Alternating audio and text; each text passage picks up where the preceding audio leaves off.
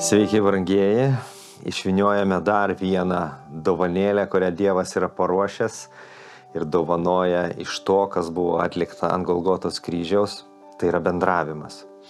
2 Korintiečiams 13 skyriaus 13 eilutė sako: Viešpaties Jėzaus Kristaus malonė, Dievo meilė ir šventosios dvasios bendravimas tebūna su mumis visais. Ateina Dievas į mūsų gyvenimus su tikslu. Jis nori palaiminti, bet jis nori ir bendravimą. Čia sakoma, kad tame palaiminime dalyvauja visi trys asmenys, laiminant tave ir mane. Viešpaties Jėzaus Kristaus malonė. Malonė Dievas duoda tai, ko mes nesame nusipelnę, ir duoda daug dovanų. Dievo meilė, čia kalbama apie besąlyginę Dievo meilę, tai ne žmogiškoji, tai dieviškoji meilė, tai yra besąlyginė agapės meilė. Kada duoda, nieko nesitikint, duoda. Ir Dievas yra meilė. Tokia yra jo esybė – duoti ir mylėti. Ir trečias dalykas – šventoji dvasia, kuri ateina į žmogaus gyvenimą, jinai trokšta bendravimą, šventosios dvasios bendravimą. Štai šitas žodis – kainonija, bendravimas. Ir Jono Evangelijos 14 skyriuje apie šventąją dvasią Jėzus yra pasakęs savo žemiškoje kelionėje, štai tokį pažadą davė: ir aš paprašysiu Tėvą ir jis duos jums kitą guodėją, kad jis liktų su jumis per amžius. Tiesos dvasia, kurios pasaulis neįstengia priimti, nes jos nemato ir nepažįsta, o jūs ją pažįstate. Jėzus sako: mano mylimieji, aš prašysiu Tėvą ir Tėvas atsiųs guodėją. Jėzus, Tėvas ir šventoji dvasia vėl dalyvauja šitame pažade. Guodėjas. Čia šventoji dvasia yra pavadinama guodėju arba tiesos dvasia. Guodėjas reiškia užtarėjas, gynėjas arba tas, kuris ateina paguosti tave ir mane. Du žodžiai.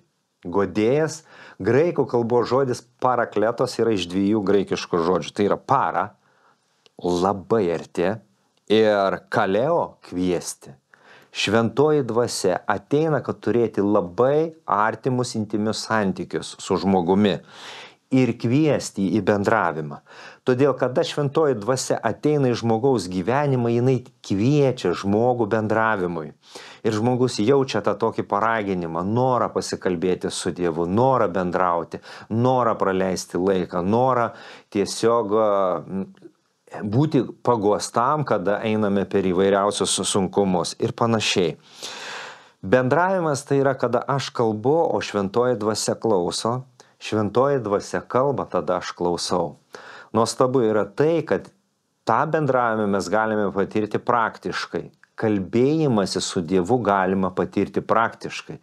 Tai nėra balsas, tai yra kalbėjimas į širdį ir žmogus aiškiai, tikintysis, aiškiai supranta, kada šventoji dvasia kalba jam. Ir jis ateina į tavo mano gyvenimą, kad būti šalia, būti labai arti, ir jis yra tam, kad padėtų, tam, kad nukreiptų, tam, kad paguostų, tam, kad išvestų iš tam tikrų situacijų, tam, kad išlaisvintų iš, pasakyčiau, gyvenimiškų erškėčių, kuriuos mes esame įsipainioja. Keletą rašto vietų apie bendravimą ir draugystę su šventąja dvasia.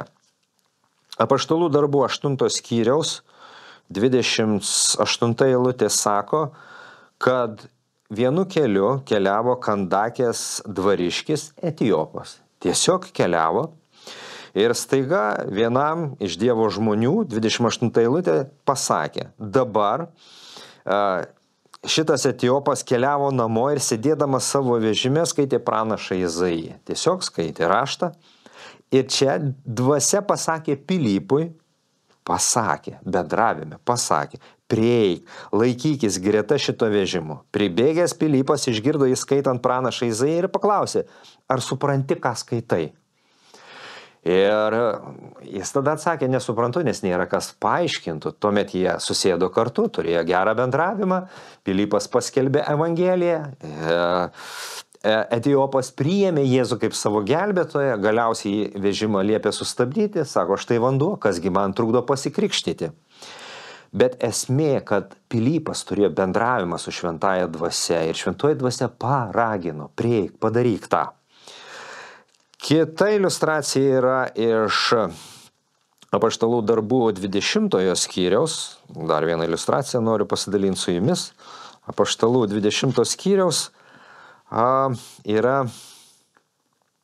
ir štai dabar aš dvasios kalinys keliauju į Jeruzalę, čia kalba apaštalas Paulius, nežinodamas, kas man ten nutiks.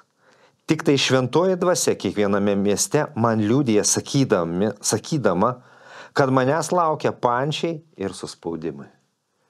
Nors jis nežinojo, kas jo laukia prieš akį, tačiau jis turėjo bendravimą su šventąja dvasia, šnekėjusi, ir šventoji dvasia perspėdavo, kalbėdavo jam arba liudydavo jam, sakydama, kad Pauliau, tavęs laukia pančiai ir suspaudimas. Šventoji dvasia jį guodė ir jis ėjo prie visus šitos sunkumus.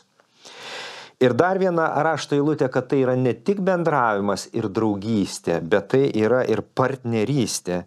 Luko Evangelijos 5 skyriuje yra situacija, kada Simonas su savo draugais naktį žvejojo arba vykdė savo verslinius planus. Išlipa Simonas ir kalbasi su Jėzumi. Jėzus klausė: na, Simonai, kaip sekėsi? Simonas atsakė: mokytojau, visą naktį vargė mes nieko nesugavome, bet dėl tavo žodžio užmesiu tinklą. Tai padarė, jie užgriebė didelę daugybę žuvų, kad net jų tinklas pradėjo trūkinėti.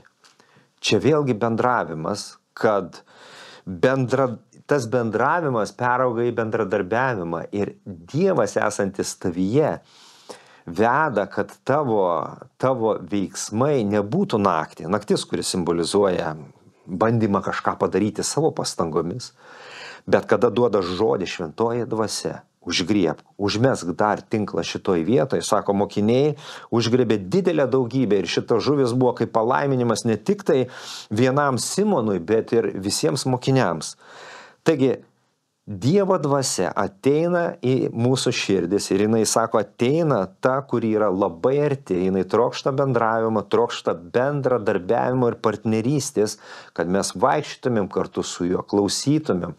Jis duoda perspėjimus, jis duoda paraginimus, jis yra tas, kuris paguodžia. Tačiau jis yra tas asmuo, kurį žmogus gali įžeisti. Piktais žodžiais galima tiesiog neklausyti jo arba pasakyti, aš nenoriu klausyti tavęs, arba man nepatinka tai, ką tu man bandai pasakyti, įžeisti ir nuliūdinti. Tai yra tas asmo, kuris ateina į tavo mano gyvenimą. Taigi, koks galėtų būti pritaikymas, brangieji, išvyniojant šitą dovaną, kad Dievas sako, aš noriu ateiti pas tave, aš noriu ateiti į tavo gyvenimą. Ir jeigu tu pasitikėjai kaip Jėzumi, kaip savo gelbėtojui, tu įsileidai gelbėtoją, Dievas sako, prašančiam, tas, kuris prašo, jis atsiųs šventąją dvasią.